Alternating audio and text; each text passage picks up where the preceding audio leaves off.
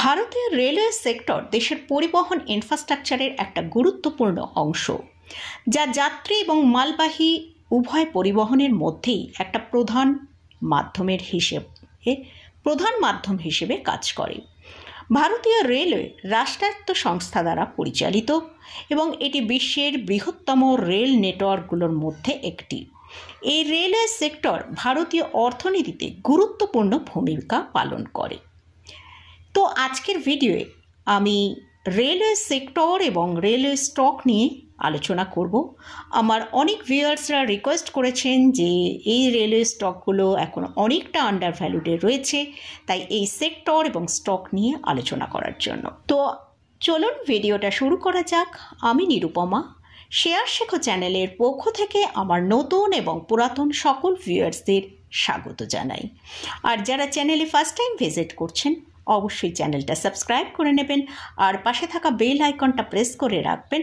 আমি video upload করার সাথে সাথে আপনাদের কাছে ভিডিওটা পৌঁছে যাবে। তো ভারতীয় রেলপথ বিশ্বের চতুর্থ বৃহত্তম রেল নেটওয়ার্ক পরিচালনা করে, যেখানে বিশাল ট্র্যাকের নেটওয়ার্ক এবং প্রতিদিন উল্লেখযোগ্য সংখ্যক ট্রেন চলাচল করে। এই রেলওয়ে সেক্টরের মধ্যে আগামী দিনে কিন্তু একটা বড় গ্রোথ আসার সম্ভাবনা আছে, কারণ আমরা বিভিন্ন জায়গার যে রেলপথের ইনফ্রাস্ট্রাকচার তার মধ্যে একটা ভালো ডেভেলপ দেখতে পাচ্ছি এবং প্রতিনিয়তই নতুন নতুন রেল চলাচল শুরু করছে। তাই ভবিষ্যতে এই সেক্টরের মধ্যে আরও ভালো উন্নতি হওয়ার সম্ভাবনা আছে। হয়তো আমরা এই সেক্টরের মধ্যে অনেক স্টকে দেখছি যে বিভিন্ন স্টক এখন 30 থেকে 50% নিচে ট্রেড করছে, কিন্তু এই সব স্টকগুলো আমরা বিগত প্রায় 2 থেকে 3 বছরের মধ্যে যদি দেখি, সেখানে প্রায় 200 থেকে 400%, কোথাও তারও বেশি একটা র্যালি দেখিয়েছে। তো আপনারা অনেকেই বলেছেন স্টক এখন অনেকটা নিচের দিকে ট্রেড করছে, তাহলে কি এই রেলওয়ে সেক্টরের মধ্যে ভালো গ্রোথ আর আগামী দিনে আসার সম্ভাবনা নেই? এটা কিন্তু একদম ভুল। কারণ আমি একটু আগেই বললাম যে আমাদের এই ইন্ডিয়ান রেলওয়ে সেক্টর একটা অনেক বড় নেটওয়ার্ক। এই সেক্টরের যে বিজনেসটা হচ্ছে সেটা কিন্তু আগামী দিনে আরও বড় গ্রোথ আসার সম্ভাবনা আছে। আমরা রিসেন্ট দেখেছি কাশ্মীরে একটা বড় রেলপথ তৈরির প্রজেক্ট কমপ্লিট করা হয়েছে এবং সেটা আমাদের প্রধানমন্ত্রী নরেন্দ্র মোদী তিনি ইনগ্রেট করেছেন। এরকমই আমরা অনেক বেশি আরও ভালো গ্রোথ রেলওয়ে সেক্টরের মধ্যে দেখতে পারি। এবারে এইসব রেলওয়ে সেক্টরের মধ্যে থেকে কিছু স্টক নিয়ে আলোচনা করব। তবে প্রথমেই বলে রাখি, এইসব স্টকগুলোয় কিন্তু কোনো রকম কোনো বাই রেকমেন্ডেশন নেই। জাস্ট আপনাদের বোঝানোর জন্য যে কোন সময় আমাদের স্টকগুলো বাই করলে আমরা বেটার রিটার্ন পেতে পারি, সেই জন্যই কিন্তু এই স্টকগুলো নিয়ে এখানে আলোচনা করছি। এইসব স্টকে কিন্তু কোনো বাই রেকমেন্ডেশন নেই। তো ফার্স্ট যে স্টকটা নিয়ে আলোচনা করছি সেটা হচ্ছে আইআরসিটিসি। স্টকটার কারেন্ট প্রাইস চলছে 781 টাকা। স্টকটা এখন তার হায়ার লেভেল থেকে প্রায় 30% নিচে ট্রেড করছে। এটা একটা মনোপলি স্টক। এটা মিনি রত্না ক্যাটাগরির অন্তর্ভুক্ত। এই কোম্পানি অনলাইন টিকিট বুকিং করে, ক্যাটারিং সার্ভিস প্রোভাইড করে, প্যাকেজ ড্রিঙ্কিং ওয়াটার সাপ্লাই করে ট্রেনে এবং স্টেশনে। তো এই স্টকটাকে অনেক ইনভেস্টররা তারা হায়ার প্রাইসে কিন্তু স্টকটা বাই করে রেখেছেন। তো তার ফলে কি হচ্ছে, স্টকটা এখন অনেকটা নিচের দিকে দামে চলে এসেছে এবং স্টকটা একটা কনসোলিডেশন ফেজের মধ্যে এখন ট্রেড করছে। তো আপনাদেরকে একটু বোঝানোর চেষ্টা করছি স্টকটা কোন সময় আমাদের বাই করাটা বেটার টাইম। যখন কোনো স্টক একটা লোয়ার লেভেলে ট্রেড করে বা কনসোলিডেশন ফেজের মধ্যে ট্রেড করে, যদি সেই কোম্পানির বিজনেস আগামী দিনে ভালো গ্রোথ আসার সম্ভাবনা থাকে, তাহলে কিন্তু সেই স্টেজ 1 অর্থাৎ লোয়ার লেভেল বা কনসোলিডেশন ফেজের মধ্যে আমাদের বাই করাটা বেটার হয়। কিন্তু আমরা ম্যাক্সিমাম ইনভেস্টররা দেখতে পাওয়া যায় যে তারা যখন স্টকটা বাড়তে বাড়তে একটা হায়ার লেভেলে পৌঁছায়, সেই সময় কিন্তু ম্যাক্সিমাম ইনভেস্টর সেখানে বাই করে। সেটা হচ্ছে স্টেজ 2। সেই স্টেজ 2 ফেজে কিন্তু ম্যাক্সিমাম ইনভেস্টররা বাই করে এবং তার ফলে যখন স্টকটা সেলিং আসে তখন কিন্তু সেখান থেকে স্টকটা অনেক বেশি নিচের দিকে চলে আসে। তো তখন মনে হয়, অর্থাৎ যেটা থেকে সেলিং এলো সেটা হচ্ছে তার স্টেজ 3 পজিশানে রয়েছে। তো সেই সময় তখন মনে হয় যে স্টকটা অনেক নিচের দিকের দামে চলে গেছে, স্টকটার মধ্যে কিছু নেই, তো স্টকটা ভালো নয়। এরকম আমরা বিভিন্ন রকম সেই স্টকের সম্পর্কে আলোচনা করতে পারি। তো আমাদের যখনই, তাহলে আমি এখানে এটাই আপনাদেরকে বোঝানোর চেষ্টা করছি যে একটা স্টকে কখন বাই করাটা বেটার। যখন যদি আমাদের প্রথমে কোম্পানির বিজনেস সম্পর্কে ভালো করে জানতে হবে যে হ্যাঁ, এই কোম্পানির বিজনেস আগামী দিনে ভালো গ্রোথ আসার সম্ভাবনা রয়েছে।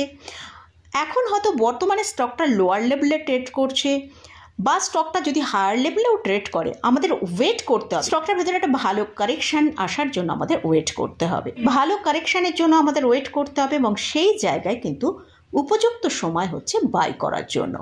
অথবা কনসোলেশনের মধ্যে স্টকটা চলছে, সে জায়গাতেও কিন্তু আমরা একটা বাই অপরচুনিটি ভালো পেতে পারি, এবং সেখানে সেই সব জায়গায় যদি আমরা বাই করি, যখন স্টকটা ভালো রিটার্ন দিতে শুরু করবে তখন কিন্তু আমরা একটা ভালো রিটার্ন পাবো।